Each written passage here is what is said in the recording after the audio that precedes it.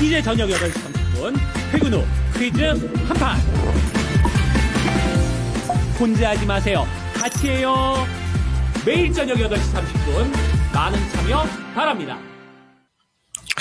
안녕하십니까. 텐베거 전문가 토마토 투자 클럽 최배운 전문가입니다. 요즘 이제 우리 국내 정치도 좀 등락이 좀 있고, 지수는 뭐 크게 빠지지 않고 올라가지도 않고 고점이 막혀 있는 것 같은 느낌도 있고요. 미국 주식도 조금 내려오는데 그 많이 빠지지는 않고요. 또 신규로 만약에 현금을 갖고 있었다면 진입하기가 좀 애매하고, 여러 가지 또 뭐 시장에 대한 경고도 많이 나오고 있고, 그래서 지금 현금을 갖고 있는 분은 어떻게 할까? 아니면 뭐 갖고 있는 주식을 팔아야 될까? 이런 고민이 정말 많으실 것 같아요. 그리고 국내 주식도 뭐 4월보다는 급등해서 4월 7일보다는 국내 지수도 뭐 30-40% 올라왔으니까, 그러면 사실은 뭐 지수가 한 연간 30-40% 온다는 것은 엄청 뭐 많이 올라온 거죠. 사실은 뭐 30-40% 지수 올라오면 그 시점부터 거의 계좌 수익률은 최소 50% 100% 나야 되거든요. 뭐 4월 달부터 지금까지 보면 뭐 50% 100% 나야 됩니다. 지수가. 그런데 실제로 대다수 종목들이 올해 4월 뭐 한참 관세 악재가 있을 때 다 같이 빠졌습니다. 보시면 뭐 나스닥도 이렇게 나스닥 지수도 좌우에 2만 포인트 근처에서 14,700까지 이렇게 한 30% 빠졌다가 그것도 돌파한 상태입니다, 지금. 고점을, 여기, 작년 고점 올해 4월달, 올해 10월달 고점을 돌파해서 지금 올라간 상태잖아요. 자, 그리고 올라왔으니까 또다시 이제, 음봉을 주고 있는데, 그러면, 많이 올랐으니까 단숨에 미국도 많이 올랐죠. 14,000원대에서 지금 21,800원이니까 거의 뭐 7,000포인트, 뭐 거의 50% 가까이 올랐잖아요. 그럼 지수가 사실은 대다수 이제 우리가 가격 시세를 예측하고 시세 형성 원리를 공부하다 보면 지수 같은 경우에는 한 50% 내외가 올라오면 조정을 받아야 됩니다. 그리고 한 100% 올랐다면 엄청나게 많이 올랐기 때문에 거의 대다수 조정을 받고요. 종목도 마찬가지. 주식, 종목별로도, 이제 우리가 시세가 날 때, 항상, 대중 투자자들은, 이제 시세를 만들 때, 대다수 시세들은 그 고점, 시작점, 기준점이 있거든요. 이제 시세의 시작점. 기준점이나 시세의 파동의 시작점. 이 파동의 시작점이 아주 중요한, 이 시작점을 파악해야 됩니다. 기준점을 정확히 파악해야만 인사이트가 발동이 되거든요. 인사이트를 할 수 있습니다. 그래서 시작점이 어딘지, 그 시작점을 정확히 알 수 있으면 미래의 주가 예측을 아주 쉽습니다. 그래서 대다수 시세가 많이 산업이 고성장 산업 중에서는 한번 시작을 하면 시작점을 안다면 파동 시작점, 기본적으로 최소 2배에서 3배, 뭐 5배도 있는데요. 10배, 30배 이렇게 갑니다. 5배는 중소형주는 5배보다 10배를 가고요. 고성장 산업, 한 뭐 10년간 예를 들어서 한 연간 20% 이상 지속 성장한다면 한 30배 수익이 납니다. 10년 동안 최소. 그리고 최소 뭐 10배는 나니까. 그러면 우리가 20% 이상 산업이 성장하는 산업을 연간 기준으로 20% 이상 성장한다면 그 주식은 한 번 사면 팔 필요가 없는 거예요. 자, 그러면 앞으로 우리가 지금 주식이 많이 올라가지고, 버버리냐, 아니, 그런 고민할 텐데, 그러면 미국도 우리나라도, 그러면 앞으로 2년 뒤, 주가는 빨리 반영되면 2년 후, 예를 들어서 지금 25년도니까 27년도 그 가치가 25년도 반영됐다면, 그 다음에 28년도부터 20% 이상 성장을 못한다면 올해 고점이 나옵니다. 빠르면 올해 고점 나오는 거예요. 그래서 지금 기준으로 보면 25년도니까 우리나라 같은 거는 세계 1등 기업들이 계속 갔잖아요. 제가 23년도부터 세계 1등 기업죠. 각 분야의 섹터별로 세계 1등 기업은 끝없이 오르는데 그 산업이 성장이 멈추기 3년 전까지는 계속 올라간다. 그러면 23년부터 미국도 그렇고요. 그 섹터, 그 상승, 20% 이상 상승한 섹터는 AI 혁명 수혜주들입니다. AI 혁명 수혜주, 수혜주. 제가 AI 혁명이라는 말을 쓰는 건 AI와 AI 혁명은 다르고 AI는 인공지능인데 이것은 이미 2016도 알파고 때문에 다 알았고요. 이제는 AI 혁명입니다. 혁명이라는 것은 완전히 세상을 뒤바꾸는 거죠. AI 관련된 인공지능이. 그래서 지금 23년부터는 챗GPT를 통해서 AI 혁명이 시작되고 있어서 그때부터 시작해서는 세상을 바뀌어가고 있습니다. 그래서 그 관련된 수혜주들은 20% 이상 계속 성장할 때까지는 팔 필요가 없는 거예요. 자, 그러면 지금 우리 예를 들어 엔비디아를 보면 뭐 2년 뒤에도 20% 이상 성장합니다. 메타 플랫폼스 다 당연히 성장하는 거요. 그 다음에 이렇게 성장한 주식들은 주가가 하락할 때 오히려 매수 기회고, 그럼 우리나라도 과연 세계 1등 관련된 주식들 있죠. 우리가 세계 1등 하는 분야는 과거에는 뭐 저런 것죠. 메모리 반도체. 지금도 1등이에요. 그죠? 물론. 근데 메모리 반도체가 세계 1등인데 지금 1등인데 글로벌적으로. 근데 메모리 반도체 HBM 1등 시대니까. 그럼 HBM 1등이 하이닉스입니다. 그래서 하이닉스 훨씬 더 많이 올랐잖아요. 그 다음에 지금은 메모리 반도체가 이 인프라 구축하거나 비메모리 반도체, AI 반도체로 가니까 엔비디아가 1등이니까 엔비디아가 엄청나게 올랐잖아요. 2년 만에 15배씩 올랐습니다. 자, 그 다음에 메타 플랫폼스는 플랫폼주이기 때문에 그렇고요. 그러면 이런 것은 계속 상승을 할 수가 있거든요. 그러면 보시면 우리 국내 미국 주식도 최근에 이제, 물론 이제 미국 증시에서 거품론이 많습니다. 지금 거품론이 계속 대두되니까 뭐, 올라가든 반도체 좀 갑자기 급락하기도 하고 하는데요. 엔비디아라든지 메타도 빠지고 팔란티도 빠지고 오라클도 빠지고 대다수 빠지고 있습니다. 소폭씩. 나스닥 다우존스나 나스닥 대다수가 소폭 계속 좀 소폭씩 내려오지만 약세예요. 그죠? 그리고 컨퍼런서 젠슨홀 컨퍼런서 있지만 이거는 금리 저는 이렇게 생각하거든요. 저는 지금 미국의 기준금리를 다음 달에 0.5%포인트 B컷을 살지 0.25 선물컷을 살지 그에 대한 관심도 없습니다. 작년에 24년도에는 피벗 할 때, 금리 인상하다 금리 하락을 전환할 때는 주가가 오히려 내려가면 사고 이러는데 내려왔을 때는 금리 인하하기 때문에 유동성이 또 강화된다 이런 개념으로 해서 한데 지금은 금리를 인하를 한다고 만약에 지금 관세 영향으로 물가가 좀 오른 상태에서 올라갈 걸로 보이는데 오른 상태에서 금리 인하를 하게 되면 이제 결국 그 인하한 효과가 거의 없습니다. 만약에 그런데 그래도 금리 인하를 강하게 하겠다. 만약에 내년까지 한 전체적으로 한 3.0%까지 금리 인하가 된다면 경기가 안 좋은 거예요. 경기 안 좋았기 때문에 의도적으로 하는 거죠. 자, 그렇다면 금리 인하는 주식을 끌어올리는 호재가 아니라 오히려 악재가 될 수 있습니다. 지금부터는. 그래서 지금 금리 인하에 대해서 보고 금리 인하가 기준금리 다음 달에 하든지 그 다음 달에 하든지 하게 되면 우리가 인하 이수에 바이오를 한다든지 IT 기술주를 한다든지 이런 생각을 하면 이미 이것은 잘못된 판단이다. 저는 이렇게 보고 작년에는 그랬지만 지금은 아니다. 그래서 오히려 금리 인하를 해서 만약에 10월달 정도에 올해 금리 인하를 했는데 9월에 10월달에 경제 지표가 물가는 올라가 있고 성장률은 오히려 낮아지고 있으면 오히려 장이 빠질 확률이 높아진다. 이렇게 봐야 됩니다. 그래서 그러면 자 우리가 생각할 게 자 엔비디아, 메타 플랫폼스, 팔란티어라든지 마이크로소프트라든지 알파벳이라든지 아마존이라든지 이런 주식들 주가가 미국 증시에서 상승을 주도를 했는데요. 자 그러면 이런 게 이제 우리 오픈 AI 샘 올트먼 CEO가 가끔씩 그런 얘기를 합니다. 이제 거품론 이야기하는데 그럼 AI가 일부 버블이다. 버블.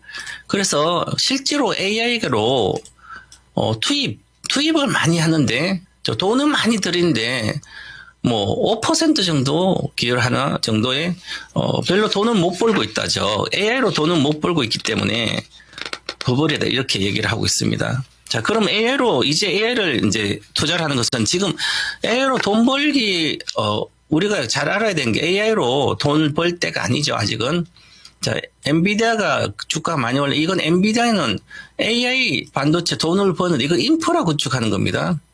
인프라 구축하니까 데이터 센터를 만드니까 거기에 기반 시설 한다듯이 도시 지으면 건물 짓고 땅 파고 하듯이 그런 AI 고속도로에 하면 데이터 센터 만드니까 거기에서 수혜가 되니까 그 다음에는 그래서 엔비디아는 엄청난 돈을 벌고 있잖아요. AI로 돈을 벌고 있잖아요. 돈을 못 버는 게 아니죠. 그런데 그러면 이제 메타 플랫폼스는 메타 플랫폼스가 가장 많이 엔비디아 칩을 사서 지금 이제 인프라 구축하고 있잖아요. 그러면 메타 플랫폼스가 1분기가 실적이 안 나왔습니다. 잘 안 나왔습니다, 성적. 근데 2분기부터 실적이 나와서 주가가 올라갔거든요. 그게 뛰었는데, 자, 그래서, 이렇게 2분기, 보시면, 메타 플랫폼스가 여기서 실적이 잘 나고, 그냥 급등해버렸습니다. 하루에 이 초대형 주식 가총액이 2,000조가 넘는 주식이, 11% 떠서 한 번에 떴다 다시 제자리로 내려오고 있잖아요. 그런데 여기서 거래가 실려고 있는데 이건 수급적인 그런 거지.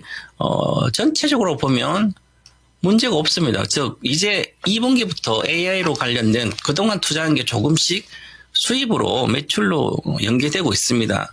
자, 그래서 미국은 이제 이렇게 연계되고 있으니까 앞으로 내년이나 한 1, 2년 정도 뒤에 27년도는 자율주행 시장이 열리기 때문에 그때부터는 AI 소비가 관련된 기업들이 돈을 많이 벌게 됩니다. 매출을 크게 일어나게 되는 거죠. 그래서 지금 이미 보여주는 것들이 있습니다.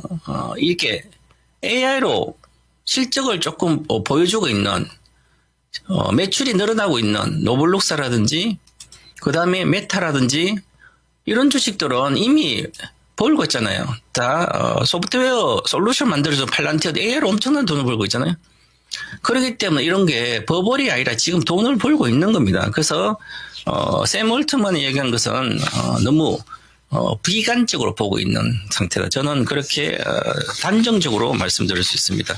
그래서 왜냐하면 저도 이미 AI로 돈을 버는 기업들 주식을, 미국 주식을 많이 샀기 때문에 작년에 그게 뭐 몇백 프로 올라오고 있거든요. 그렇다고 저는 팔 생각이 전혀 없거든요. 왜냐하면 앞으로는 AI로 폭발적인 실적이 나올 거든 27년부터 나오기 때문에 그렇습니다. 그래서 저는 거품론 경계 많은 전문가들이 거품론에 대한 경계를 하고 있습니다. 그러면 팔란티어도 만약에 팔아서 이제 거품이 되니까 많이 앞으로 매출이 계속 지속될까 이런 우려가 있는 거죠. 그런 비관적이 있는데 주가가 많이 나와 단순히 그런데 그래서 팔란티어 팔아가지고 비중을 줄여서 이렇게 메타 플랫폼에서 사는 것은 펀더들이 하는 것은 아주 잘하고 있는 거죠. 그래서 내년에도 물론 팔란티어 실적이 잘 나오겠지만 올해 내년부터 더 잘 나온 거 메타 플랫폼 이런 플랫폼 기업들이 훨씬 더 잘 나올다 이렇게 보고요. 저는 과거에 이제 우리 요즘 이제 뭐 샘 올트만도 그러지만 이제 소수의 애널리스트들은 나스닥이 과거에 버블이 있었습니다. 여기에 99년도 주가가 4,000포인트, 5,000포인트 갔다가 이게 주가가 밑에 1,200대까지 내려왔습니다. 엄청나게 내려왔습니다. 그죠? 그 한 7, 80% 지수가 빠진 거예요. 이때 여기서는 이제 IT 버블이 경고가 엄청나게 IT 버블. 이때 당시 90년도에는 99년도고 2000년도거든요. 그럼 이때는 컴퓨터가 286 컴퓨터 이제 막 시작되고 인터넷이 막 시작됐는데 이게 천천히 시작됐어요.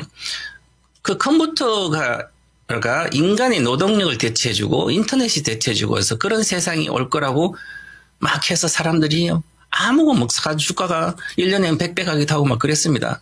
그래서 그 과도하게 실제로 실적이 받쳐주지 않고 미래 세상이 컴퓨터나 인터넷이 대신해 줄 거다.